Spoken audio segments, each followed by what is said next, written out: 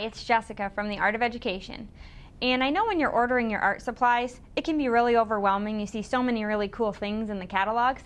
And I want to share with you some things you might breeze over in the art catalogs that are actually really cool to have in your art room. Kind of some interesting supplies, if you will. The first one I want to share is Gayutaku fish printing. You can buy, you've probably seen them, a lot of different rubber starfish, fish, even leaves and such. Maybe you didn't really know what to do with them or thought they were too expensive for your budget, but I really like them to introduce printmaking to some of the younger grades, around 3rd grade. And they make beautiful prints, and it's a great historical story when you talk about fish printing. So rubber fish, kind of a fun thing to purchase and have. The kids think it's really cool. I try to tell them that they're actually real fish. Some of them believe me. We do a little survey. The next one are some crazy scissors. I know this seems more crafty, but they're really nice to have in the art room when you're talking about texture, when you're doing a collage, to give some individuality to the student's artwork. You can collect a few over time. You'll have an entire bucket that you can dispense out, and there'll be no fighting. More is better, no fighting. Texture tools are a great art supply you may look over because you think, oh, we can create textures with everyday objects we have, which is very true. But there's something about having an object that's just for that students get really excited about, and I tell them I ordered these, they're expensive. I ordered them just for you for this project. We need to take care of them. Here's how you use them. It really grabs their interest. These rollers, I have them just paint on it and roll when we do Eric Carle texturing.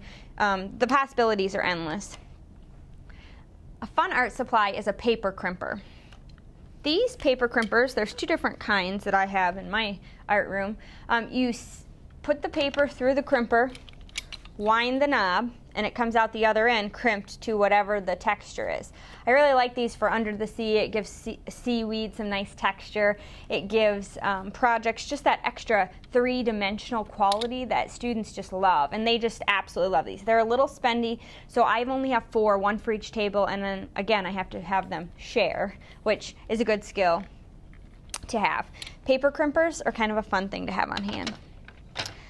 Another more expensive art supply you may think, oh, I don't have the budget for that, is Model Magic. Some people love it, some people hate it. What I end up keeping it on hand for is practicing with clay, or for that student who just moved in or who was gone during clay or was gone for 3 art classes and you're not running the kiln anymore, and I'll let them use it to make their own little masterpiece, or even for a special art award or art after-school art class. Just to have a few packets like this on hand is a great way to introduce 3D without running your kiln, letting it dry, having them come back to glaze. And it can be a nice little reward when they come in the individual packet. So Model Magic, there are uses for it, and it does work pretty nicely, I think. Paints up pretty good too. So when you're ordering your supplies, maybe think about getting a few different things to add to your collection in your art room.